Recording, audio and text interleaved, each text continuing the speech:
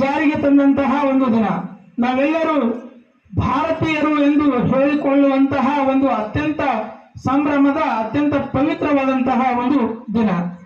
ಈ ಒಂದು ಐತಿಹಾಸಿಕ ದಿನ ಎಂದು ಹೇಳಬಹುದು.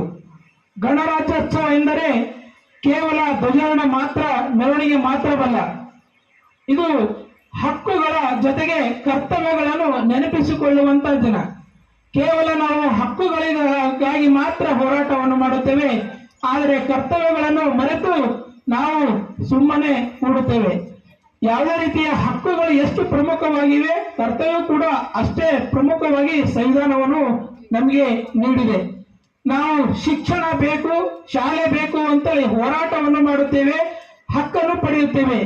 ಆದರೆ ಈ ಶಾಲೆಯ ಸುರಕ್ಷತೆಗಾಗಿ ನಾವು ಕರ್ತವ್ಯವನ್ನು ಕೂಡ ಮಾಡುವುದಿಲ್ಲ.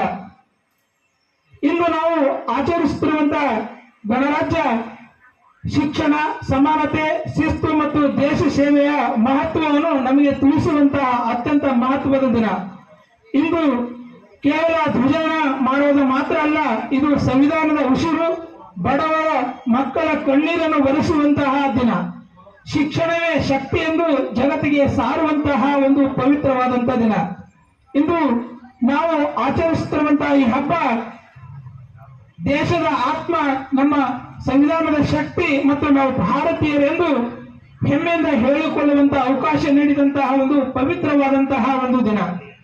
ಮಕ್ಕಳೇ, ಇಂದು ನಿಮ್ಮ ಮುಂದೆ ನಿಂತಿರುವಂತಹ ನಾನು ದೊಡ್ಡ ವ್ಯಕ್ತಿಯೇನೂ ಅಲ್ಲ, ಆದ್ರೂ ಒಬ್ಬ ಸಾಮಾನ್ಯ ಈ ಒಂದು ಗ್ರಾಮದಿಂದ ಬಂದಂತ ಒಬ್ಬ ವ್ಯಕ್ತಿ. ನನ್ನ ಬದುಕಿಗೆ ದಿಕ್ಕು ತೋರಿಸುವುದು ಇದೇ ಹಜನಾಳ್ ಗ್ರಾಮದ ಸರ್ಕಾರಿ ಶಾಲೆ. ಇದೇ ಶಾಲೆಯ ಮಣ್ಣಿನಲ್ಲಿ ನಾನು ನಿಮಗೆ ಅಕ್ಷರ ಕಲಿತವನು. ನೀವು ಈಗ ಈ ಶಾಲೆಯಲ್ಲಿ ಕಲಿಯುವಂತ ಎಲ್ಲರಿಗೂ ಬಹಳಷ್ಟು ಅವಕಾಶಗಳು ಇವೆ. ನಿಮಗೆ ಯಾವುದೇ ರೀತಿಯ ಕಲಿಯಲಿಕ್ಕೆ ಸಮಸ್ಯೆಗಳಿಲ್ಲ. ಆದ್ರೆ ನಿಮ್ಮ ಹಾಗೆ ನಾವು ಬಾಲ್ಯದಲ್ಲಿ ಕಲಿಯುವಂತಹ ಸಂದರ್ಭದಲ್ಲಿ ನಿಮ್ಗೆ ಎಷ್ಟು ಅವಕಾಶಗಳಿದ್ದು ಅಷ್ಟು ಅವಕಾಶಗಳು ನಮಗೆ ಇರಲಿಲ್ಲ. ನಾವು ಕಲಿಯುವಂತ ಸಂದರ್ಭದಲ್ಲಿ ಒಂದೊಂದು ಬಳಪ ಕೂಡ ತಗೊಳ್ಳುವಂತ ಶಕ್ತಿ ನಮ್ಮ ಹತ್ರ ಇರಲಿಲ್ಲ. ನಾವು ಈ ಮೈದಾನವನ್ನೆಲ್ಲ ಅಡ್ಡಾಡಿ